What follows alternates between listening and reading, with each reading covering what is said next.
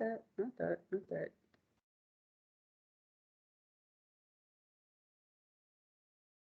Okay, it signed me out, so I got to get signed back in.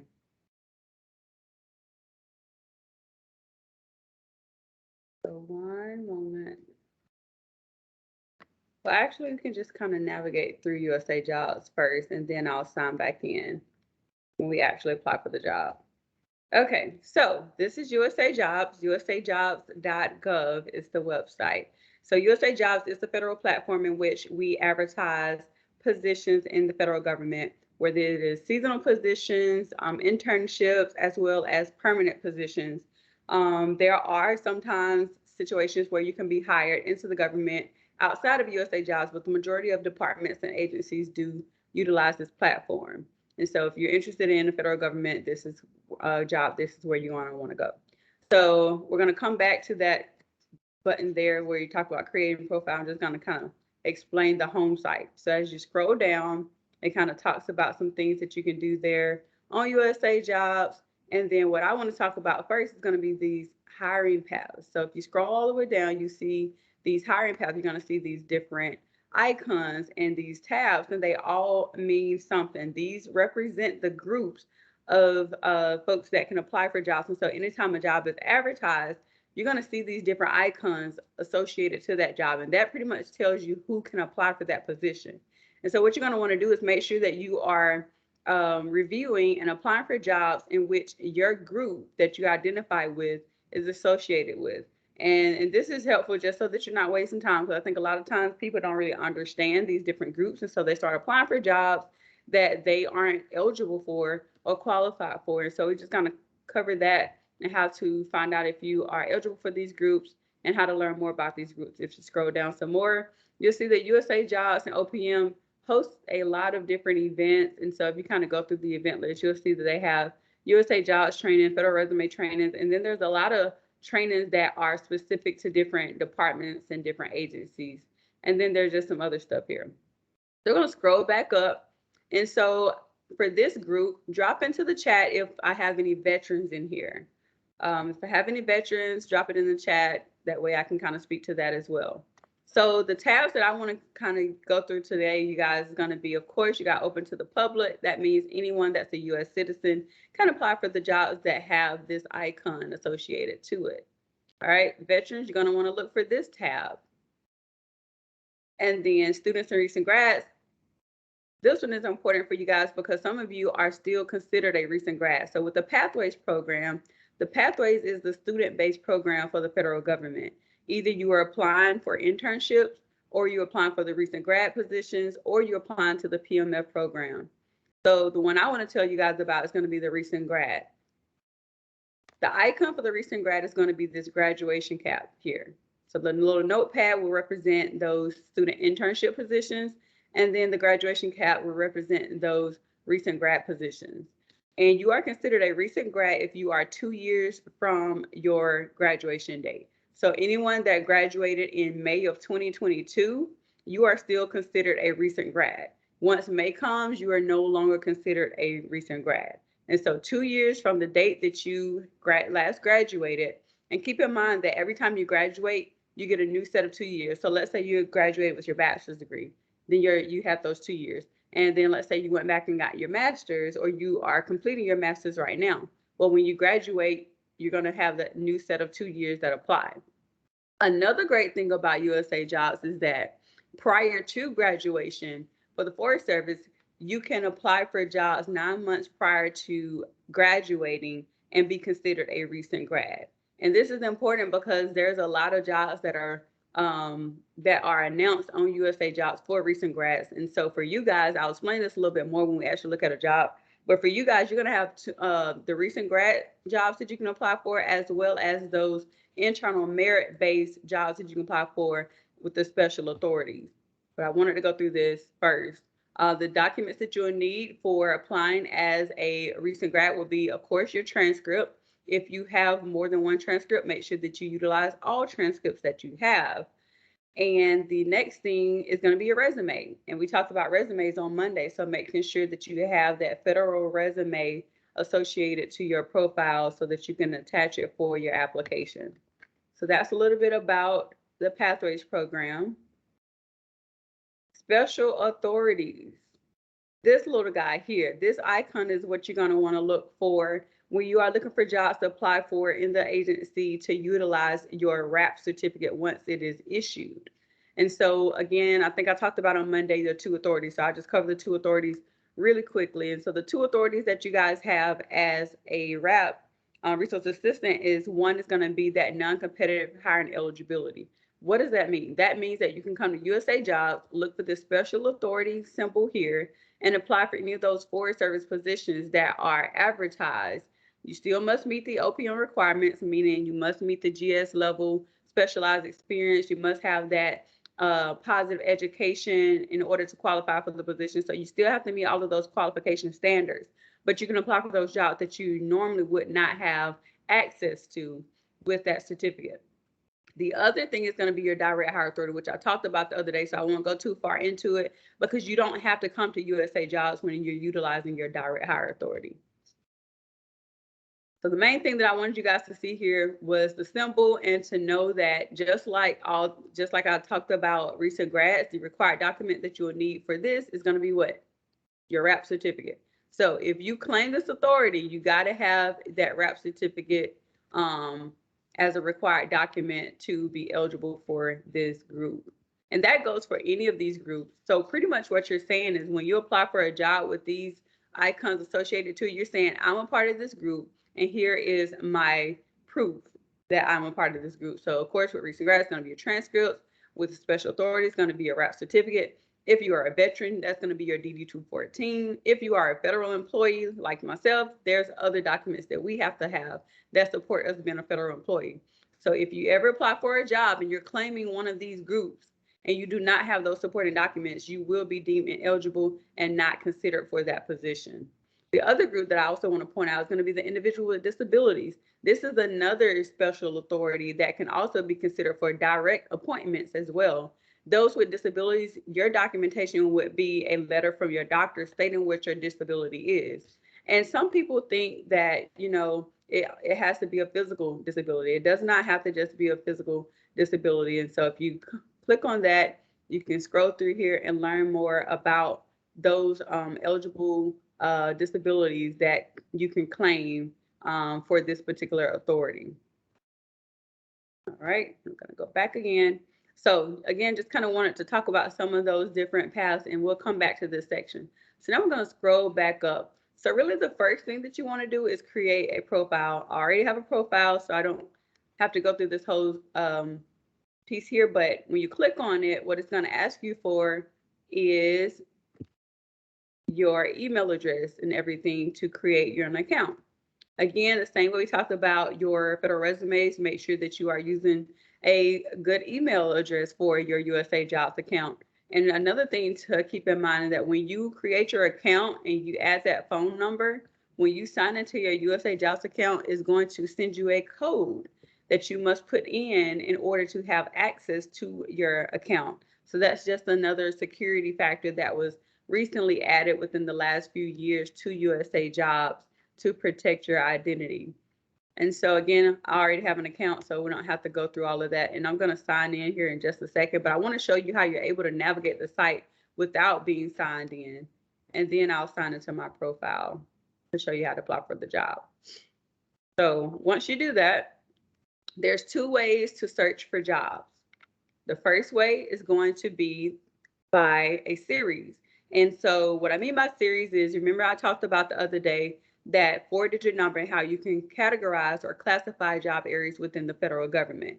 So today we'll use a 01. I'm just going to throw in some random numbers just to show you guys what comes up. So 0193, this is an archaeology. So let's say we have an archaeology or archaeologist already looking for an archaeology position.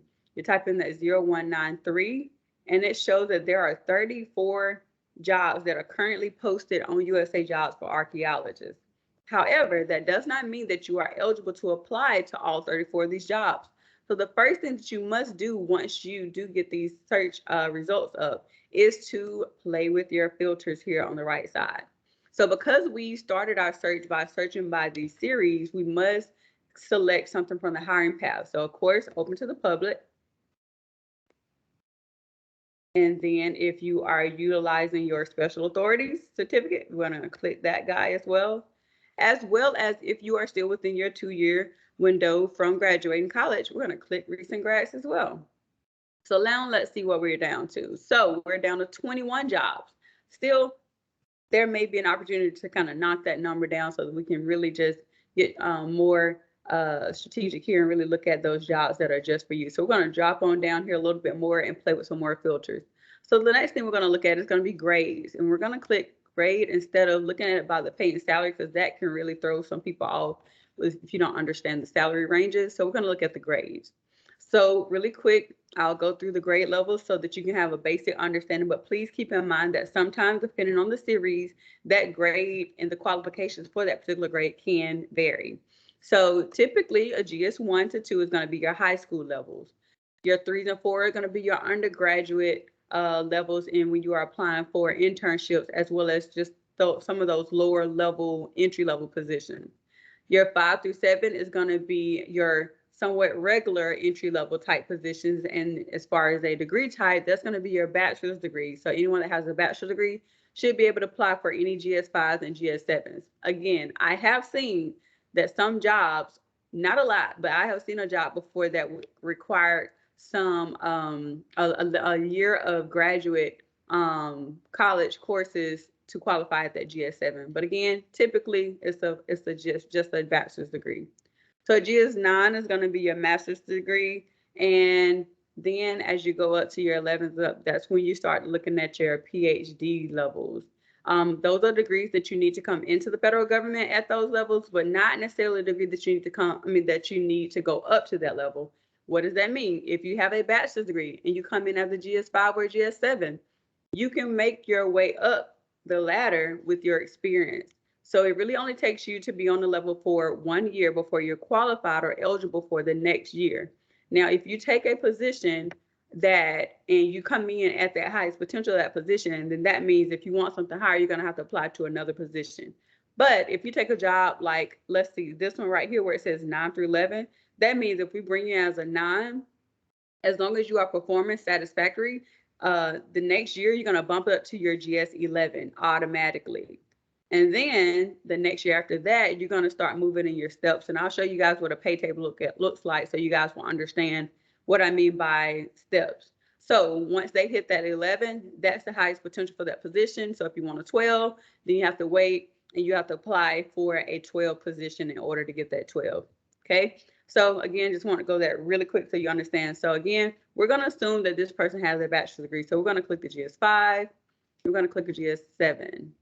All right. Now let's see what we have. 5 jobs. So we can stop our filtering right there. If there was still hundreds of jobs that was posted, we could, knock it on down and make sure that we're looking at the Forest Service jobs only, especially if you are using your authority for this particular application. You could do that as well, but we don't have to do that. And then series, because we started our search with the series, we don't have to use this filter as well. There will be another way to use this filter, and I'll show you guys that here in a second. So we're going to look at these jobs over here that we have that are GS 5 through 7s at least, and they are open to the public, recent grads, and I can use my special authority. So let's look at this one because this one has a lot of growth in it. Well, actually, no, let's look at this one because that's where your authority is. So if you click on the job, it says the archaeologist, it's going to give you a summary of that, what an archaeologist is. Over here in the overview, it says that it's open accepting applications. The closing date is going to be September the 30th, 2022. Now, one thing that I will say is that this is one of those continuous open announcements, meaning that we are filling the positions all across the agency. So you're going to see a ton of locations. And one thing to keep in mind is whenever you see something where the closing date is far out, that means that the location that you see may or may not still be available. Okay, so we are using this as a way to continue to fill these vacant positions throughout the agency without having to keep doing single vacancy announcements. And so just to scroll on down some more, it shows you who this job is open to. And again, there's our little icon there that says special authority. So we're good to go to apply for this job.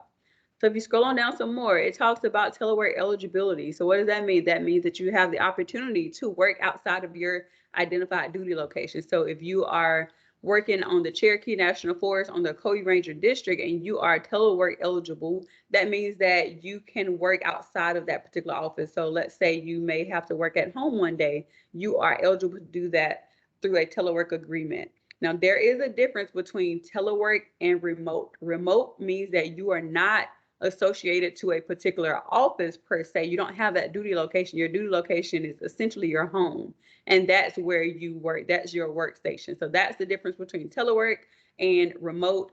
Remote means your home base is really your workstation, your duty station, and telework means you are associated to a particular office, but you do have a telework agreement, meaning you can work outside of that office as need be or as assigned. Travel required, it'll share with you those travel requirements that you that might be associated to that job. And sometimes it'll even give you a percentage of how much you might have to travel. There's no relocation provided for this job.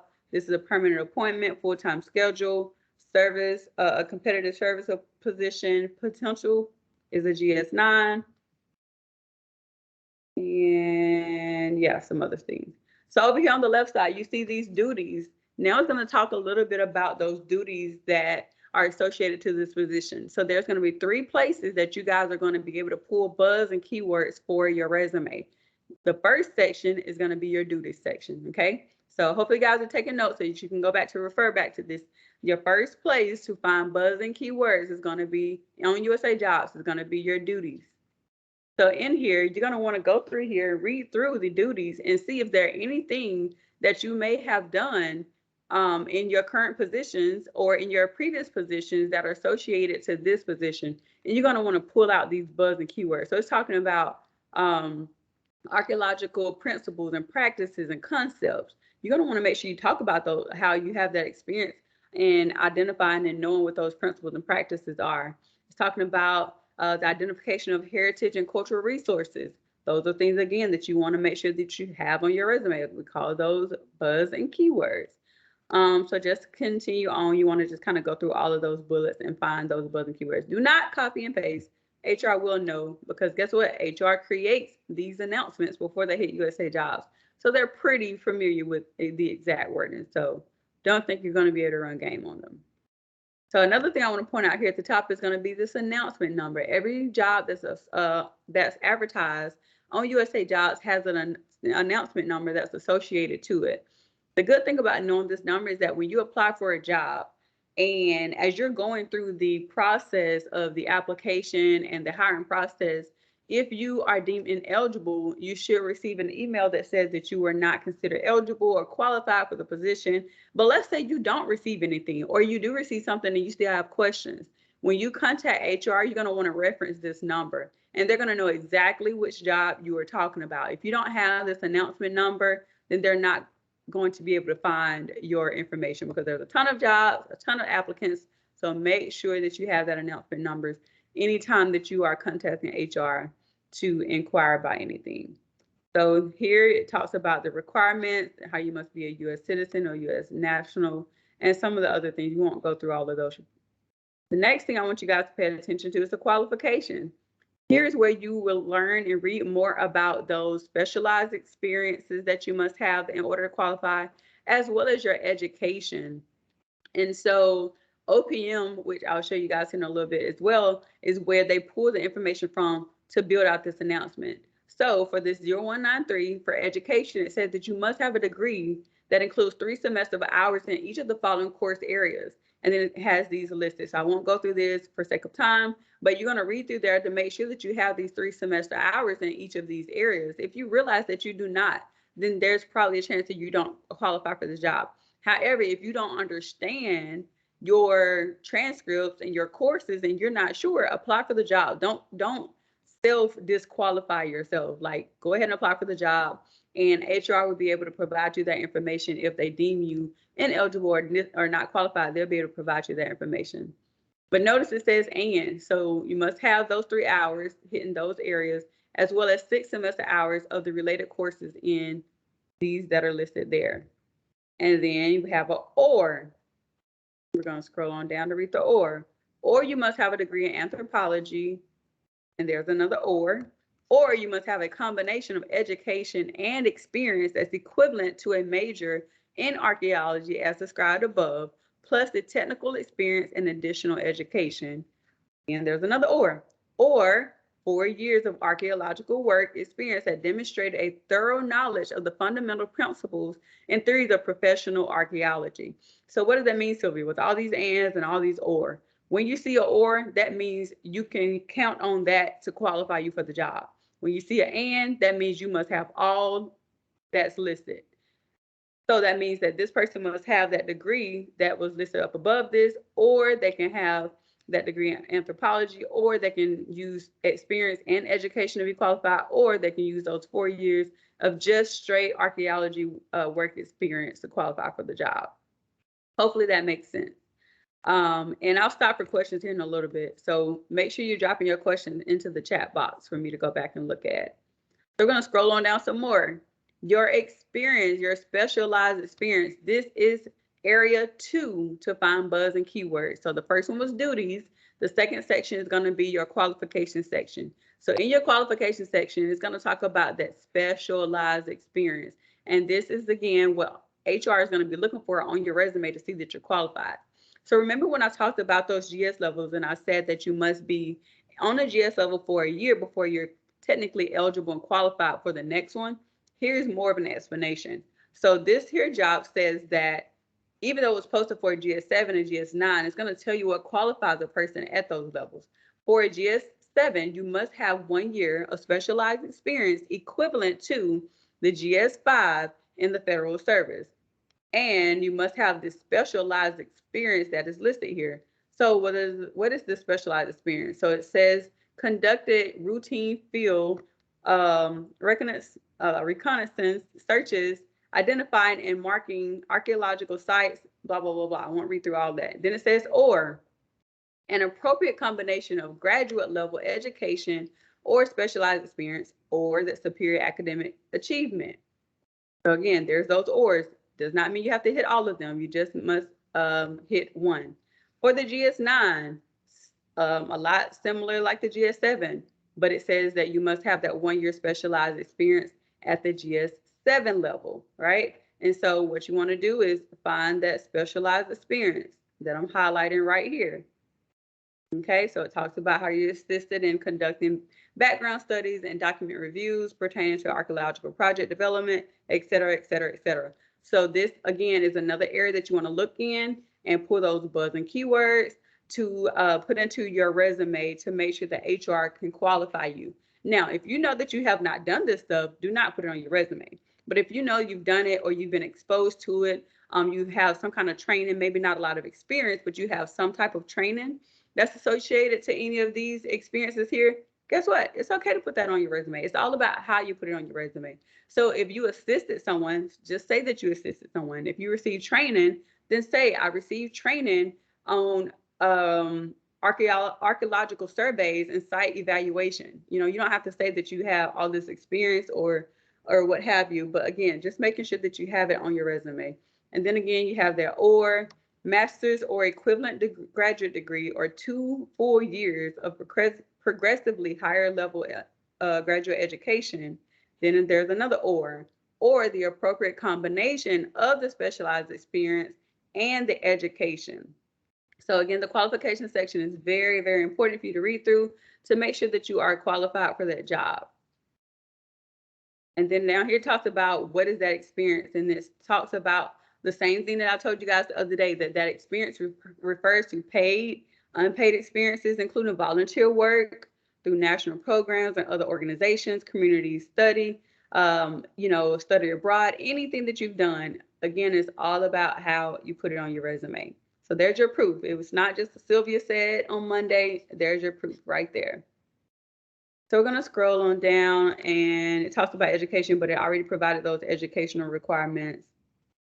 There's additional information. Here it talks about that continuous announcement. This is only listed here because of that that date that I showed you guys where the job will close and it was kind of far out, and explains what a continuous announcement is and how that process works. But a lot of times you'll see jobs that are only posted maybe 5 days or 6 days and stuff like that.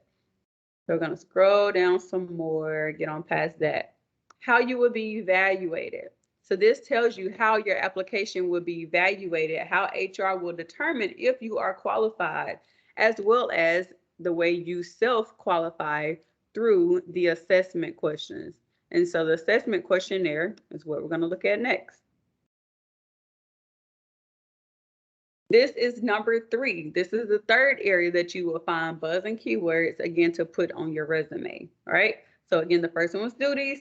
The second one was qualifications section. And then the third one is going to be your assessment questions and the how you would be evaluated. So we're going to just scroll through here. And it pretty much shows you a snapshot of what the application will look like. So a lot of times I always tell people, like, if you have, make sure that you never complete an application in a rush. Make sure that you're giving yourself enough time to get through actual application. So you're going to want to make sure you go through the application and you are selecting the right buttons. And we won't go through all of this now. We'll wait till we are going through the real application. But I'm going to scroll to what I want you guys to pay attention here. So we're going to go all the way down to all those locations. Okay, we're almost there. All right, here we go. So we're going to scroll all the way down till we get to those experience type questions. So number 4 says, organize or directly perform inventory of areas. A, I have not had the education, training, or experience in performing this task.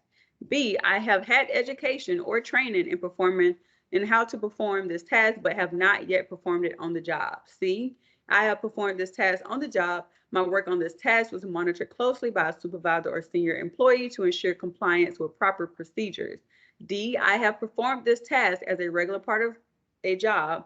I have performed it independently and normally without review by a supervisor or senior employee. And E, I am considered an expert in performing this task. I have supervised performance of this task or am normally the person who is consulted by other workers to assist or train them in doing this task because of my expertise.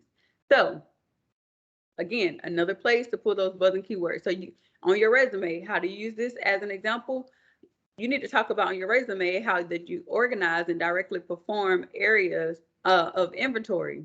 So if you're going to talk about inventory on your resume, depending on which answer you give here, you need to tie it all in together. So if you know that you've done inventory work a lot and you're pretty good at it, and you have probably even served as a crew lead or showed someone else to do it, guess what? You can choose E. So E is not saying that you were an official supervisor. It said that you supervised the performance or you assisted someone or trained someone. So on your resume, you need to say something along the lines of served as crew lead, training crew members on inventory, on performing inventory of archaeological sites, something along that nature, so that when HR sees that on your resume and they also see that you gave the answer of E, they'll see that you're qualified. They'll see that that matches what your resume says. Because let's say you chose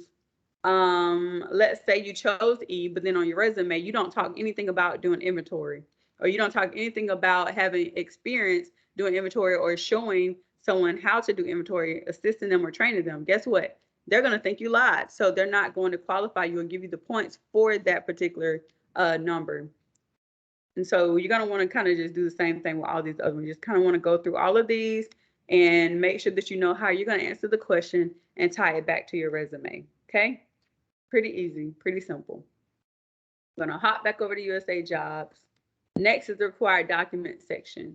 The required document section tells you everything that's required. And although it says required, believe it or not, some people just like ignore the word required and they don't have certain documents attached when they apply for a job, and then they're not eligible or qualified because they didn't have a required document. I know it sounds crazy, but trust me, it happens.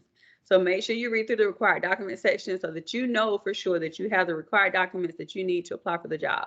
So the first one it talks about is your resume. We already talked about resumes. I told you guys what needed to go into your resume, but I also told you guys to always check here to make sure that there's nothing that's added here that's extra that you may not have already had on your resume.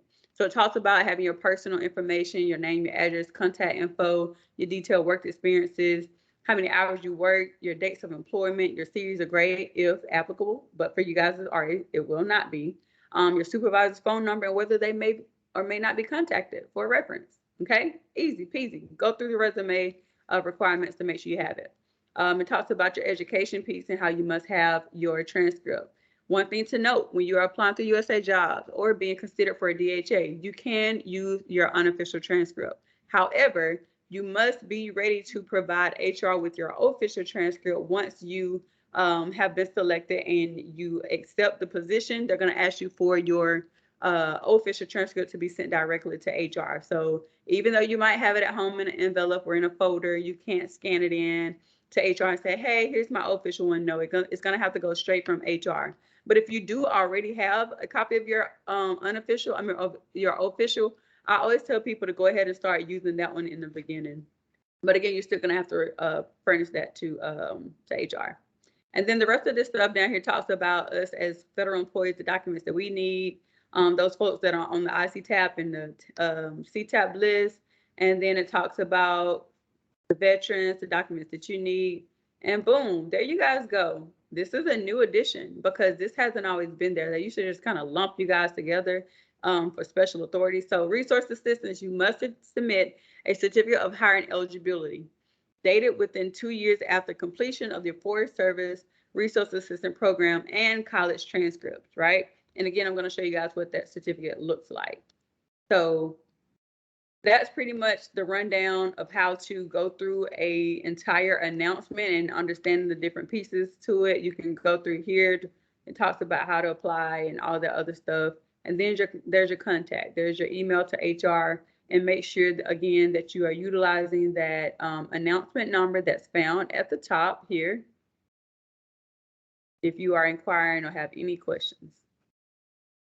Again, drop your questions in the chat. I'm going to stop here in just a second, but I want to show you guys something else. So we're going to go back to the home page of USA Jobs. And now we're going to go to the jobs through this way. So again, if you are considered recent grad, click on students and recent grads. We're going to scroll all the way to the bottom, search recent grad jobs. We're going to click on that. When you click on that, it talks about it being 264 jobs. That's a lot of jobs to look through, especially for a lot of them that you won't qualify for. We can skip past this first part of the filters because we started by searching recent grads. So we're going to skip past that. We're going to go to the grades, and we're going to go ahead and click GS5 and GS7 so we can look at those entry-level positions for a bachelor's degree. And now we're going to go on down. If you wanted to go directly to the Forest Service jobs, you can click that and just go straight to agency. Click on your F. We don't have well, we should have some. Let's go back to the department first. And then the Department of Agriculture. Oh, there's not any Forest Service jobs that are posted just yet. That's the reason why. But okay, so we won't filter through that just so you guys have something to look at. So there's 250 jobs. I'm going to scroll down and go to series. So again, the first time I searched by series, so this time I searched by recent grad. So you have to play with your series list. So USA Jobs does not list out all of the series in the entire federal government. It kind of groups them together. So what you're going to want to do, depending on what your job is, and as you explore series, you're going to scroll through here and find something that identifies to your qualification or your position. There's the archaeologist, but let's use a different one this time.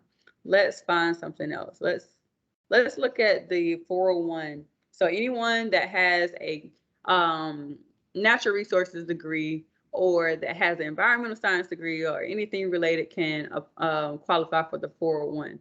So we click 401 and how many jobs we have. We have 3 jobs to look at. And we can apply for any of these jobs because one, we are within our recent grad years, is within the appropriate GS levels.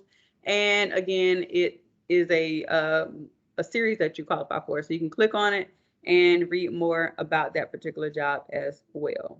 Okay.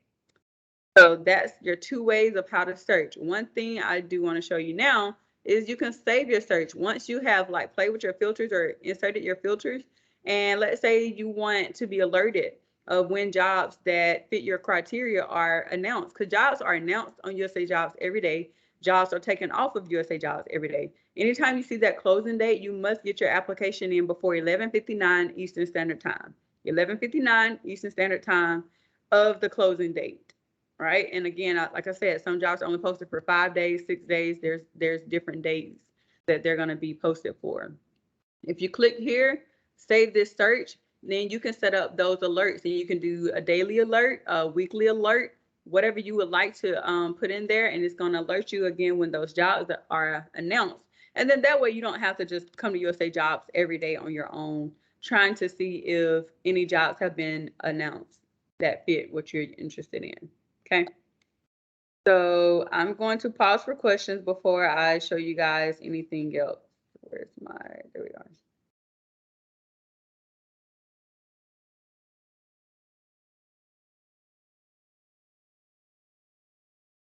All right, let me scroll up in the chat to see.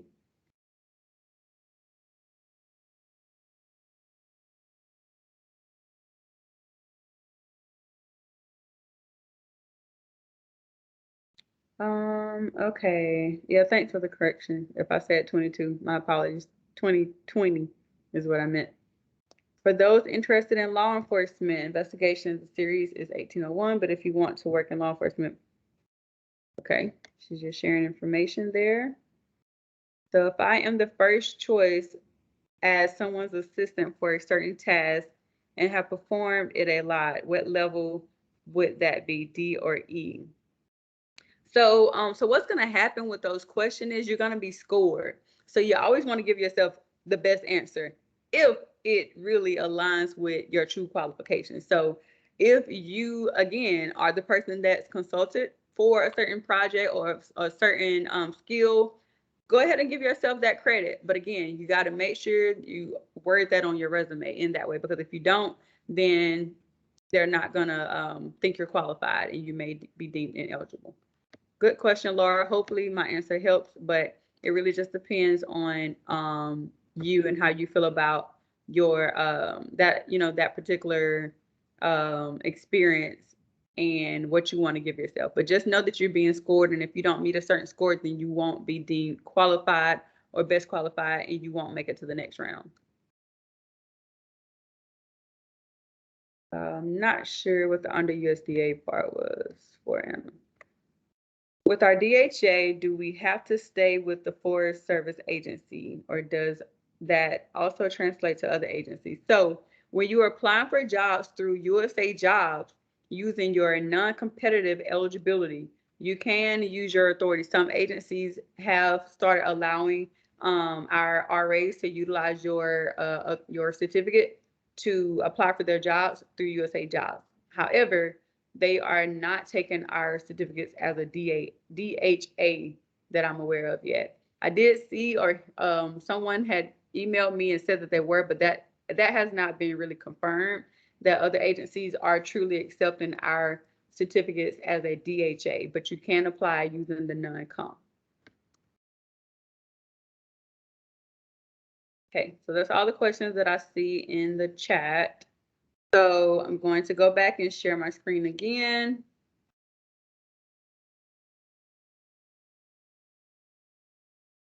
Okay, wait. When searching USA Jobs, I didn't find any jobs that accepted special authorities. Under my series I'm specifically interested in, should I still attach my DHA? Does it work as a non-comp then? So no. So if it doesn't list that little icon that I showed you guys, that little gray circle with the little asterisk in the middle, if it doesn't list that, then your certificate won't help you. It has to have that in order for your certificate, in order for you to claim an authority and for that certificate to help you. Otherwise, that certificate has no power. It means nothing. So just make sure that you are being mindful of the jobs that you're applying for and whether that certificate can or cannot help you. All right, Lonnie, go for it while I'm switching screens here. Lonnie, go ahead. You can hear me? Yes, I can hear you now. Quick question. I was talking to my supervisor today in regards to completing this little packet or whatever that's necessary once you complete your 960.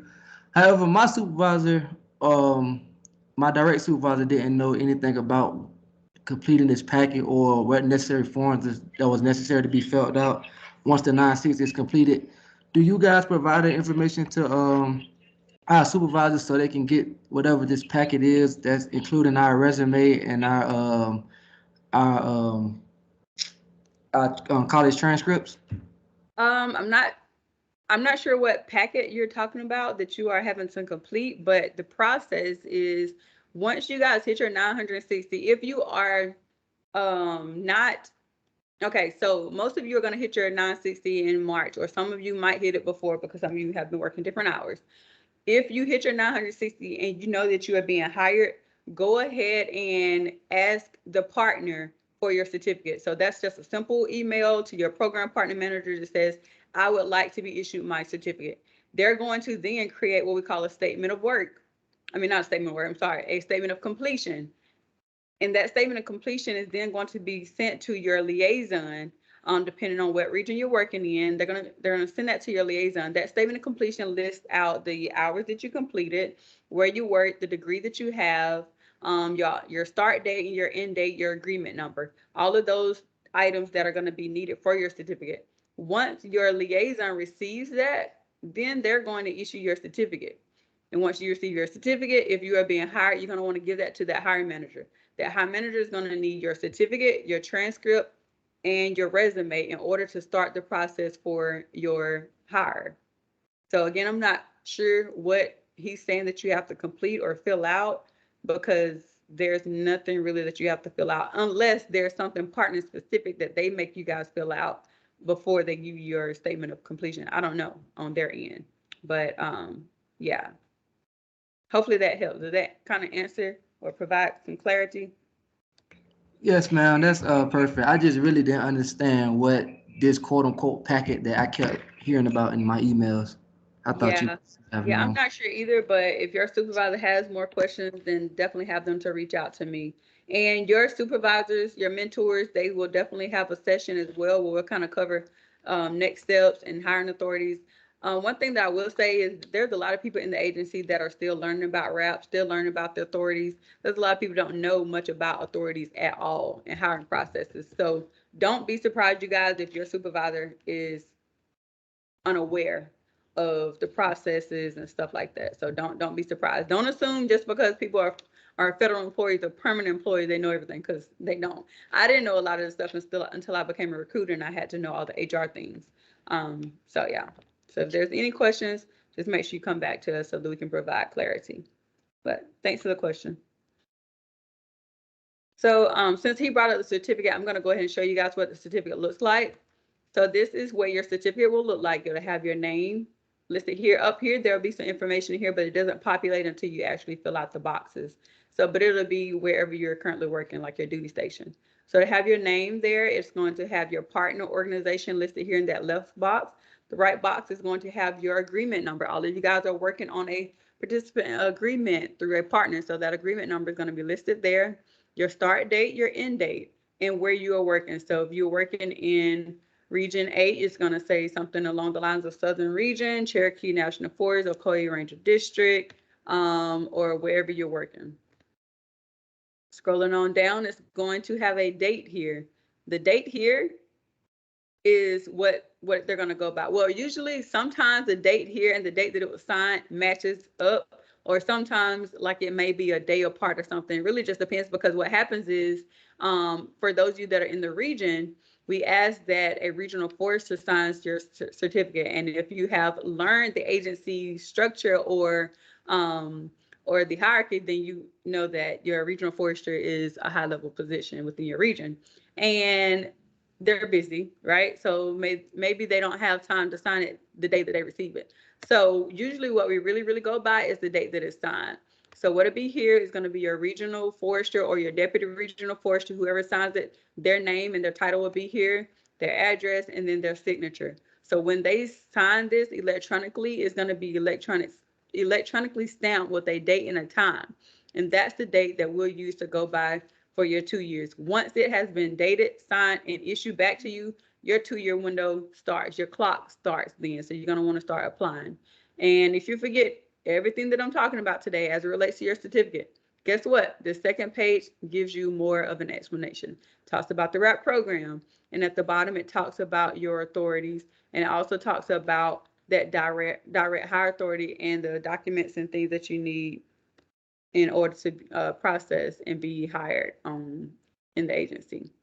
Okay, so that's a look at your authority. And also while I'm here in the PDF, I'm going to show you the document that's being shared with your hiring managers. And so this is a how-to guide that tells them step by step how to submit that 52 or that action to hire you and the necessary steps that they have to go through.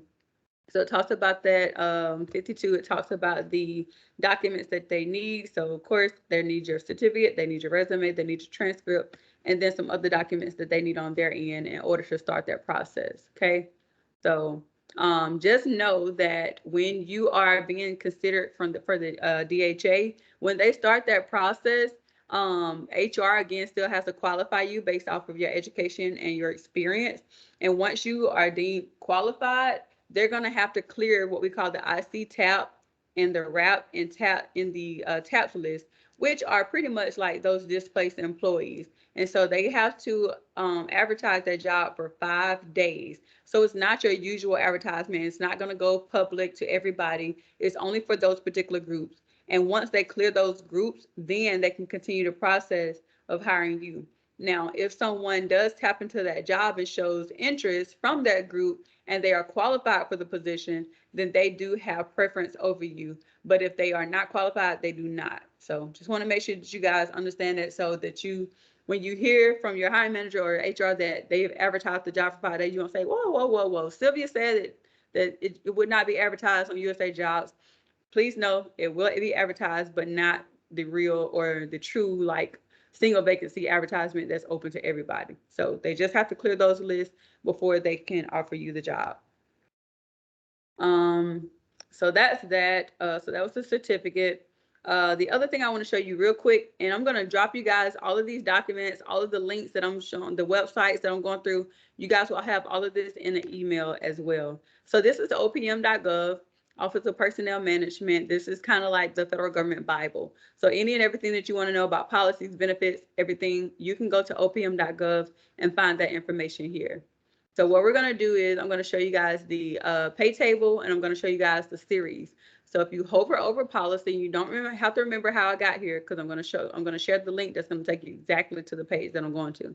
So if you hover over policy and you go to classification and qualifications, on the left side, we're going to go to General Schedule Qualification Standards. We're going to scroll down here until we get to that first blue bullet. All right, and this is the page that you guys will get the link to right here. This is where I want you guys to go. On this here page, you'll be able to find all the series in the federal government. So if we scroll down, and I won't go through, of course, all of them. There's no way to do that. So I'm just going to pick out some random ones that I know probably make me dizzy, but I'm trying to scroll on down. So when you start seeing these blue selectable options, now you know that you are at the list of the series. So we'll scroll down till I get to the technician. Technician is going to be your second group. So in the federal government, you have technician series and you have professional series. So for the technician series, it's a lot easier to meet these qualifications because some of them don't have where you need a full 4-year degree or an advanced degree to qualify for the position. So a lot of times people will take a technician position to get that experience or just to get their foot in the door before, you know, really taking a professional position. But if you qualify for a professional position, definitely go for that. So again, just to kind of show you guys really quickly, like we have biological science technicians, it's a 0404. Another popular one in the agency is going to be the forestry technician, 0462. Know that forestry technicians can be a recreation tech. It can also be a wildlife tech. These are just the official titles, right? So never look at a title and think that you know what that person is going to be doing. That's the reason why you have to go into USA Jobs and go through that announcement and really read through it to see what that person will be doing, because this is just the official title. And again, although it might say forestry technician, they could be working in recreation or wildlife or another resource area. And these numbers are important because this is how you can find the jobs. And once you go through these to see if you are qualified, then I always encourage people to keep a running list of those series that you're qualified for, that you know you're qualified for.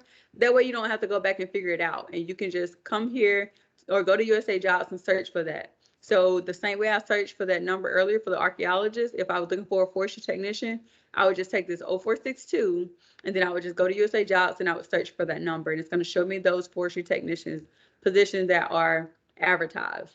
So going through these specialized experience, all of this information that's here that talks about that experience and then it talks about the education will be on USA Jobs. So the same way I showed you in that qualification section, this is where they get it from. They get it straight from OPM and then they plug it into the announcement. And every announcement will have this information listed.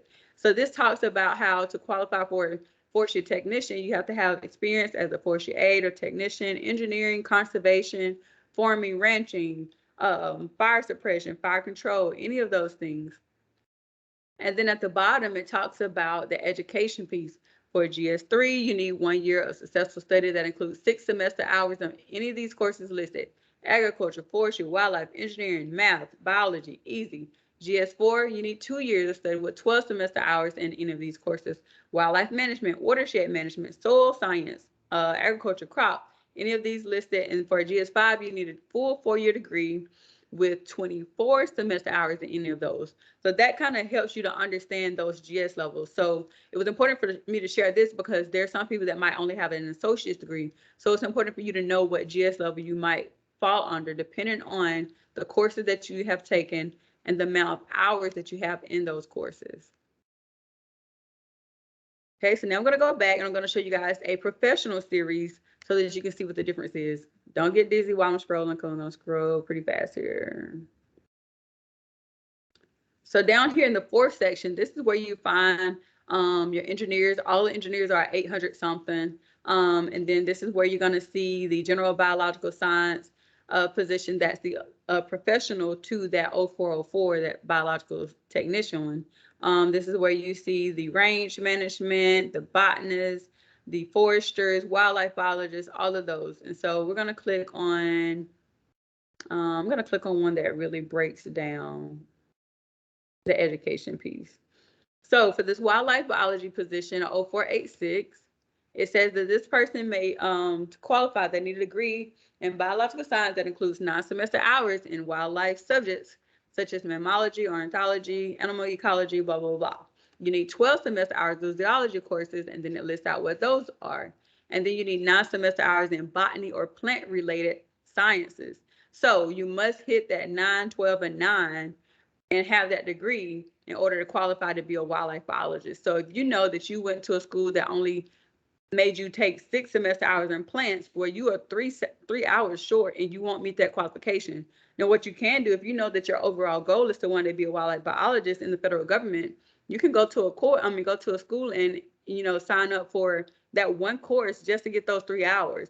You don't have to get a whole nother degree. You just have to meet those hour requirements. So again, if you know that you have aspirations to be a professional something, whether it's a forester or archaeologist or a wildlife biologist, if you see that you get here and you don't meet that, then find you a school to sign up in and get those courses, right? That's all you got to do. Go get those courses and then you can qualify for that job. Again, you do not need another degree. You just got to meet those hour requirements. Okay.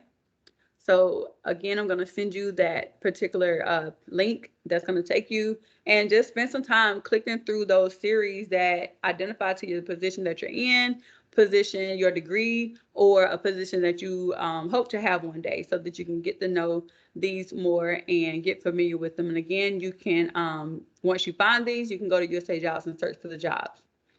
So the other thing I'll show you on OPM before I leave OPM is going to be the pay, because everybody want to know, show me the money, what am I going to get paid, how much. So we're going to look at these general pay tables. So general schedule is what the GS stands for. And if you want to know like all the ins and outs of it, how the grade levels work, if you forget everything I talk about today, how the steps work, you're going to go through here and read this and it'll tell you how to understand it. So we're going to just go ahead and look at the salary tables. And please know that there are multiple tables. Again, majority of us are GS, but there are some that are on wage grade. You got your law enforcement table here, and then you got your SES tables and other tables. But we're going to look at the GS pay table. And even with the GS pay tables, you can look at it annually or hourly. And there are still a lot of tables because locality plays a part. Someone that's working in California as the GS7 or working in DC as the GS7 will get paid more than someone that's in, let's say, like Alabama as the GS7. So their locality plays a part. But if you want to just get a general sense, you can go to the bottom. You're going to click this one that says rest of the United States, and you're going to click on that PDF.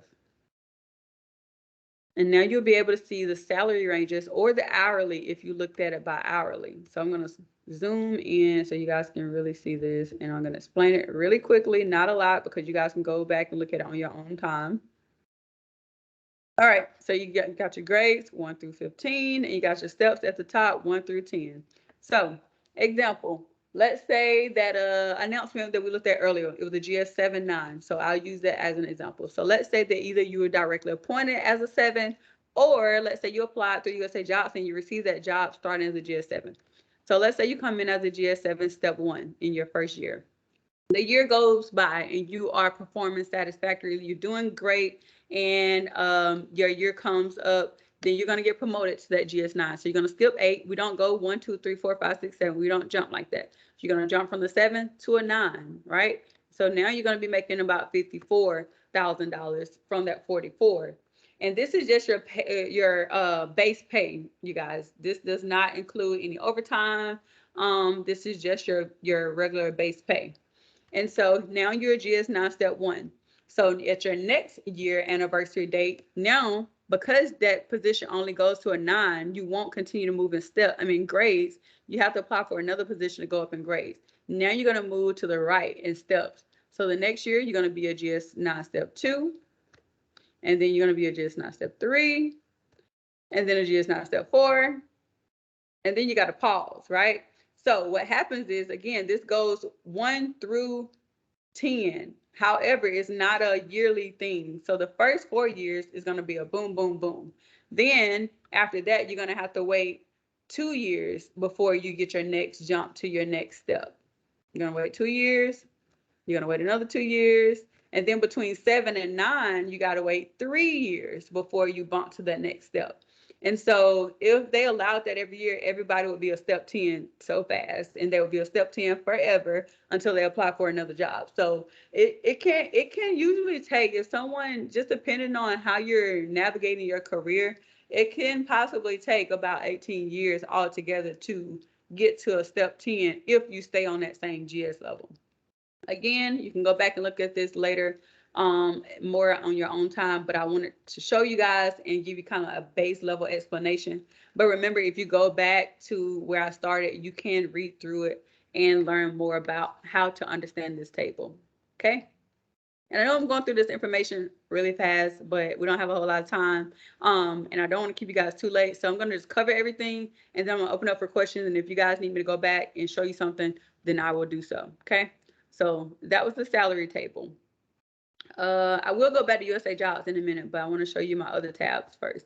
So here, just in case people have to leave, we're on the Forest Service site. We're on the hiring and recruitment page. Again, for those that are still within your recent grad years, the 2-year eligibility, there are positions that are posted with our national hiring events for those that are recently graduated. You can go to this page to see what those jobs are. Also, the national recruitment team, who I used to work closely with when I was a recruiter, they have webinars all the time. So, and they also do record these, so you can go back and listen to theirs as well. So they have some on USAJobs, federal resumes, understanding eligibilities and qualifications, which that one is tomorrow. So definitely tune in if you want more in-depth information about eligibilities and qualifications. So current hiring events, we just finished up the civil engineering hiring event. The next one is going to be range and management. These positions will drop February the 18th and will be advertised through February the 28th. And then the next one after that one is going to be man-hours, but that's usually kind of in March, April, like the end of March. So that'll be added on there soon. So we'll also drop you guys a flyer to this particular hiring event. So in this hiring event, they're going to be hiring all kinds of positions. Let's see if they have them listed. Okay, so they're going to be hiring range management specialists, soil scientists, hydrologists. Let's go back up. Botanists, wildlife biologists, and some other archaeologists and other positions. So again, if you are within your 2-year window, then look out for these jobs that are going to be posted on the 18th. You don't have to have your certificate. You only need your transcript to apply for these jobs. Okay, got it? We also send you that website. So now I'm going to hop back over to USAJobs. And before I talk anymore, I'm going to pause for questions. All right, I seen a hand, but then it disappeared. So I don't know if you changed your mind. Okay, don't see the hand no more. So I'm gonna go through the questions. If I have applied for a position already in WIPO department with a non-federal resume, should I go back and reapply with the appropriate resume? Great question, Tequila. So on USAJobs, how I showed you guys how a job is being advertised, the closing date and the end date. If you realize that maybe you uploaded the wrong document or you wanted to update something, as long as that job has not closed on USAJobs, you can go back and make updates or upload a new resume or a different resume or different documents. You can make changes to your application as long as that job is still open. After it closes, you can no longer make any changes. Your application package will be submitted as is. Another thing that I'll caution you for about though is that some jobs, not a lot, usually it's mostly like student-based jobs or special positions, but sometimes jobs are posted and it'll say that they're only going to take like the first 100 applicants or the first 75 qualified applicants. Now, if you apply for a job and it says that, when you apply, don't mess with your application. Just hope that you did everything right, because what happens is, let's say you apply on day 1 and you are number 2 in the queue. And let's say 3 days later, you're like, you know what? Darn, I forgot to add X, Y, and Z to my resume. I want to switch it. When you open up the application and make edits, you are running the risk that when you hit submit again, it's not going to take you back to your number 2 spot.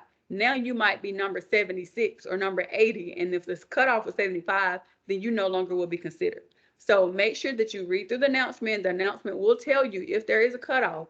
And so be mindful of that. But again, if you have applied, there's no cutoff. If it's still open, yes, you can make changes to your application. And I do see that Tequila, you raised your hand. Do you have a follow-up to that?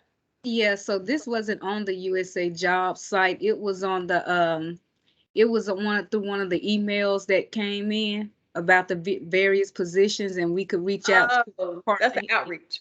There's the outreach. So real quick, I'll explain. There's the difference between an announcement and an outreach.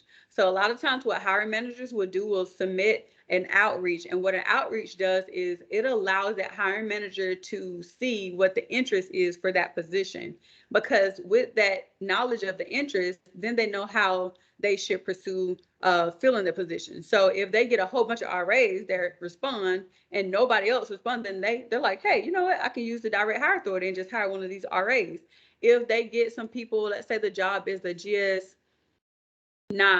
and they get or let's say it's a GS11 and they get a whole bunch of GS7s that show interest, then they're like, you know what, instead of advertising as a GS11, now maybe I should advertise as a 911, and that way those 7s can qualify and they can apply for the job. So that really just shows them the interest and allows them to either decide to direct hire, use authority to fill the position, or maybe change up how they're going to announce it. But just because you respond to an outreach does not mean that you kind of have a job locked in, especially if you don't have your certificate. Now, what I will say is once you receive your certificate, if you do respond to outreach, write them an email. Say, hi, my name is Tequila. I have received the Resource Assistant Program Direct Hire Authority. I'm eligible to be directly appointed into a position. Here's my resume. Here are my transcripts. please take some time to review, if you will, and I would like to have a 10-minute conversation with you. Something simple and easy, just like that. And during that conversation, sell yourself, because guess what? You don't have to apply. So from that announcement, from that outreach and that conversation and you reaching out to them, they can decide right then and there, I want to hire that person. And then they can start the process and hire you. They don't even have to advertise, right? So it's always good to catch a job of interest in the outreach phase before it's actually advertised, because they don't have to advertise it. So that's just some advice and just, a quick basic understanding of outreach versus announcement. But also another thing is, all jobs are not outreach either, okay? They don't have to outreach all jobs. So sometimes you might miss that phase. Hopefully that answered your question, Tequila, but just reach out to that person and let them know that you would like to provide them with your updated resume if it's okay.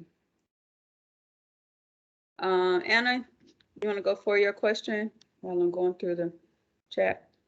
Sure. Yeah, I just wanted to kind of go off topic a little bit, and I wanted to ask you about if you found out if our overtime hours, if those still count towards the internship. So like, let's say, I've reached, by mid-March, because of overtime hours, so I finish early. Is that still possible, or is it only the 40 hours a week?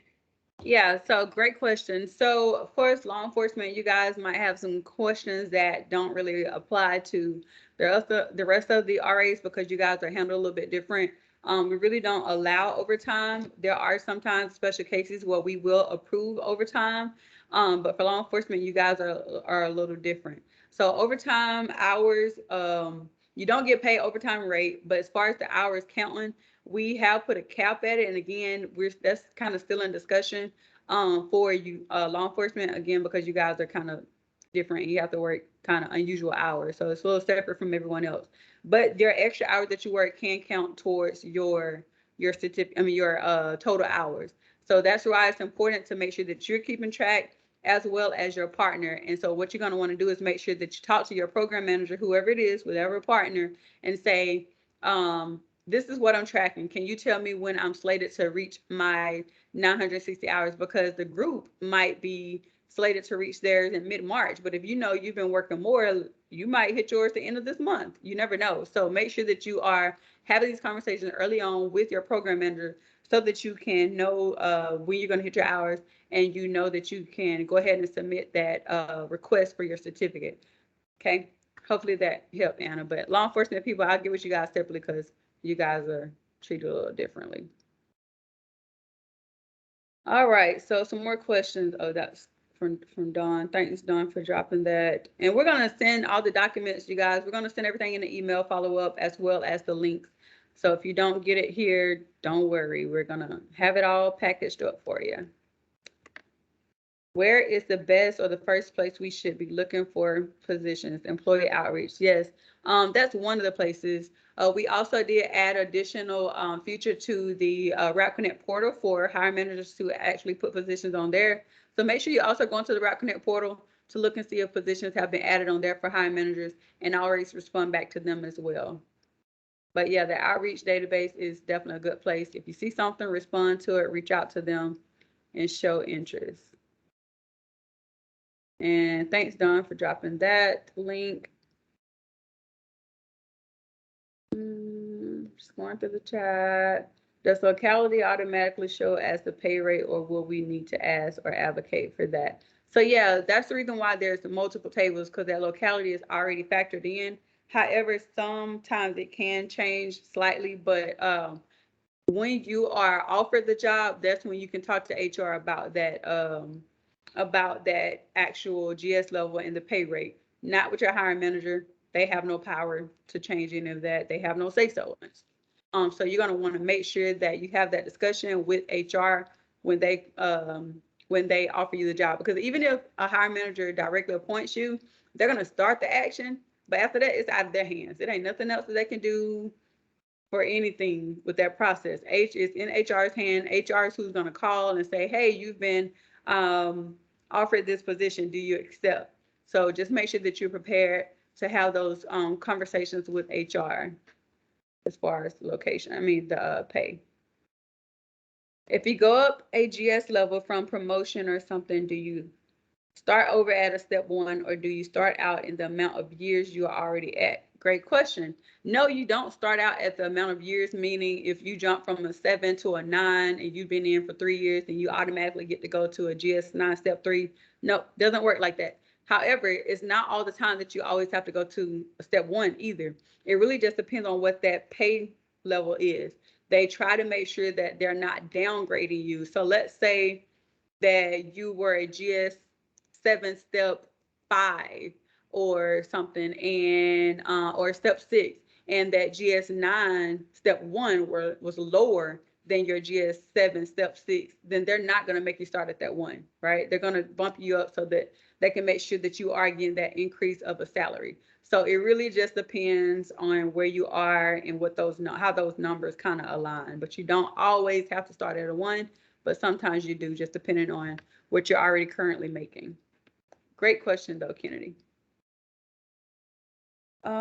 Do you move up a step only in permanent positions, or does it apply for temporary seasonal positions? Honestly, seasonal people, you guys aren't working long enough to jump up in your step. Like, you have to be there for an entire year, and so a lot of seasonal positions you're not really working for an entire year in order to bump up to your step. Bump up to another step.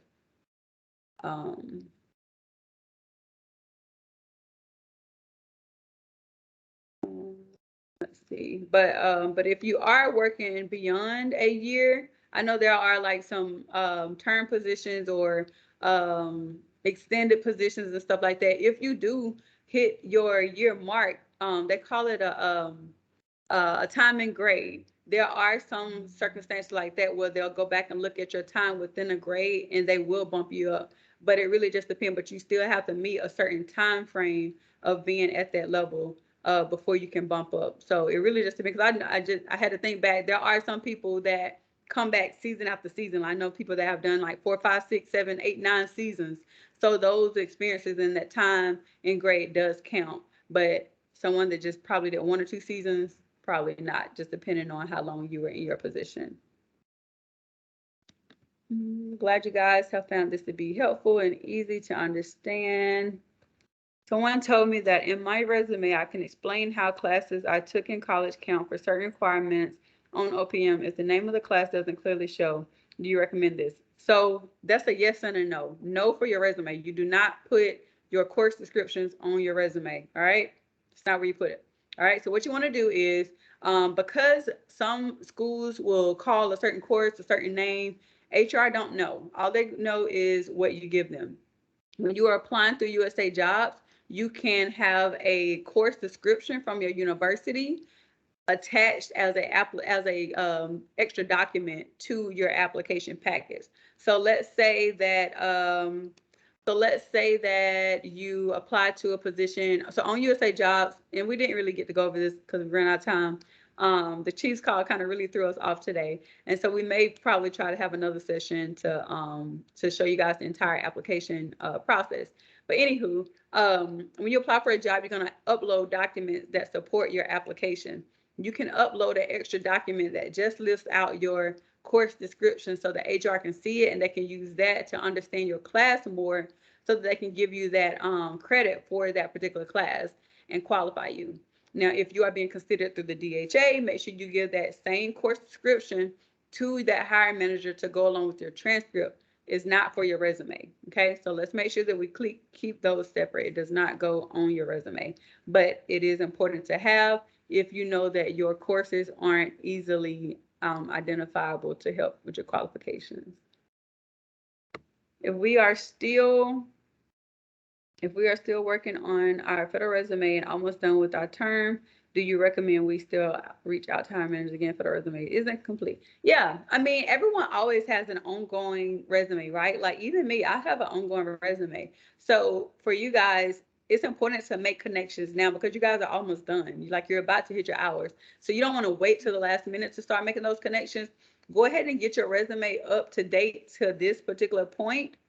and they're going to see that you're still working, but at least you built it out to this point. And honestly, there's not a whole lot more that you can probably put between now and a month from now, right? Of course, there's going to be other things that you do, but you'll update that as is. So just go ahead and make sure that you make all the updates that you need. Make sure your resume is very thorough. Make sure that you go to USAJobs. And even though you may not be applying for jobs through USAJobs, and you might be considered through the DHA, go to USAJobs just to pull those buzz and keywords. So if I was a archaeology RA, and I knew that I want to be considered to be archaeologist, I could go to USAJobs, find an archaeology announcement, pull those buzz and keywords, put it on my resume, and then send it out. So I'm not using it to apply for USAJobs.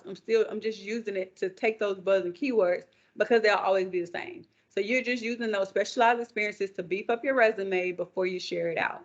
Great question. We'll love another session. Okay, great. So yeah, we'll plan another session. That way we're not rushed. Again, today we're kind of thrown off by the Chiefs session because it was kind of, I think that one was scheduled after this was. But nevertheless, we'll schedule something else so that you guys can have more time to ask questions. And I want to actually walk you guys through an entire hiring process or the application and all of that. So we'll schedule something else. Roughly, how long does it take between the time you apply to a job to actually starting that job? Law enforcement only session. Yeah, so we can also have a separate law enforcement thing. I actually need to talk to you guys as program manager anyways. So yeah, we'll come back around to you guys, Kennedy. But for Ruby's question, how long does it take? All right, so there's two different timelines. The timeline for the DHA and the timeline through applying through USAJobs, and they're totally different. When you are being considered through the DHA, it can roughly take about 2 months. We have seen that it can take longer, just depending on certain circumstances. Like, let's say some people tap into the job from that RAPS list or the IC-TAP list, and HR has to clear them. Let's say that there's like 5 people that express interest and they have documentation. Well, HR has to go through all of their documents to see if they are or are not qualified. So that could potentially build in more time. Let's say that you don't give your supervisor all of the right documents. That can build in more time. There's a lot of different factors that can kind of happen during that process. But if everything checks out right, it can take 2 months to get through that entire process. So that's why it's important to kind of start as early as you can so that you have time to get through that part of the process. And as far as applying for the job on USAJobs, that part just depends too. Like the example I showed you guys earlier with the continuous open announcement. That timeline can look different than a single vacancy announcement where there's, and when I say single vacancy announcement, you guys, what I mean by that is there's one position, one location, and that's what they're focusing on. It's not like it's a recreation tech and they're filling 50 locations and one could be recreation, one could be wildlife. It's not going to be all of that because one focus. And so usually when they do that, there's one panel, and it's usually related to that particular district or that unit that makes up that panel. And so that process can take, it can take about 3 months or so sometimes. It really just depends on their timeline too, because, and sometimes I've seen it go quickly, because that panel has to build in time to do interviews, time to do reference checks, to go through the resumes to see who will get a resume, get a interview and a reference check.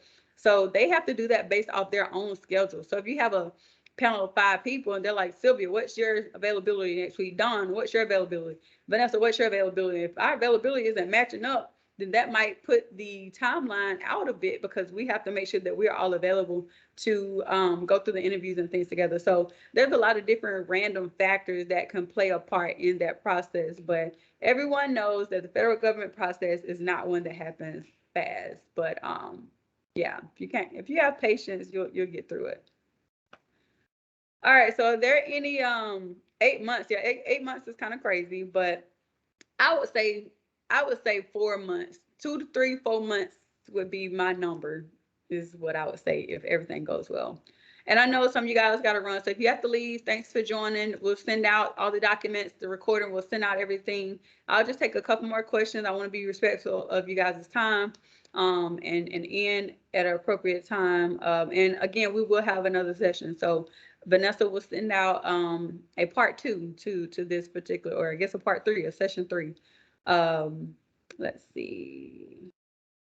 How would you suggest we ask if a job position could be a ladder or slightly higher? Say a GS 7-9. Is that coming? So a 7-9 is pretty common. That's going to be our 5-7 is really consider your entry level. GS 9 too, but most GS 9 positions you have to have a graduate degree or have to have some graduate experience or courses. So it really just depends. And like I said, you really have to go and look at that series and what qualifies you at that GS level because it can change. I've seen some GS9 positions where they'll take a bachelor's degree and you qualify for a GS9. But then I've also seen some positions where GS9 requires a master's degree. So it really just depends on your series. So you really have to go and go to OPM, look at that, read through that announcement, and make sure you understand that for that particular job. So as far as that negotiation, if you find a job in the outreach phase and you talk to that hiring manager, never hurts to ask, hey, I see that this job is a GS9. I only have a bachelor's degree. I have this experience and I have the direct hire authority. Is there any opportunity that you could potentially hire me as a GS7 and create a career ladder opportunity? That's what we call a career ladder. Is there any opportunity or any flexibility in creating a career ladder opportunity? That's how I would say it. So if you're on the phone with them, ease your way into it, right? Butter them up a little bit. But if it's an email, ask for a conversation, right? Make it personal. Make sure that you stand out to them is within the outreach phase. Make them want you. So it's just, butter yourself up. Tell them all these great things about the RAP program and how you learn X, Y, and Z. And you have this direct hire authority. So you are considered an easy, quick hire and how you really want to work for the agency and all of that stuff. And just cross your fingers. You never know. So those that don't get selected are those that don't go searching. So don't think that people are going to be able to easily come and find you. Yes, we have the portal, but you guys have to do the work as well. So make sure that you are on the outreach portal. Make sure that you are paying attention to the chat. We drop jobs in there all the time. We also send jobs via email. It comes from a lot of different ways. But again, you guys have to do your part to either respond or seek out and make that first connection yourself. But don't be afraid. If you have any other questions before we have our next session, feel free to reach out to me. The quickest way to get me, you guys, is going to be through Messenger. Like, just send me a message on Teams, because if you send me an email, I'm gonna be honest, it gets a little crazy. So just send it through Messenger, and I'll try to respond back to you as quickly as I can. All right. So before we leave, is there any last minute burning questions?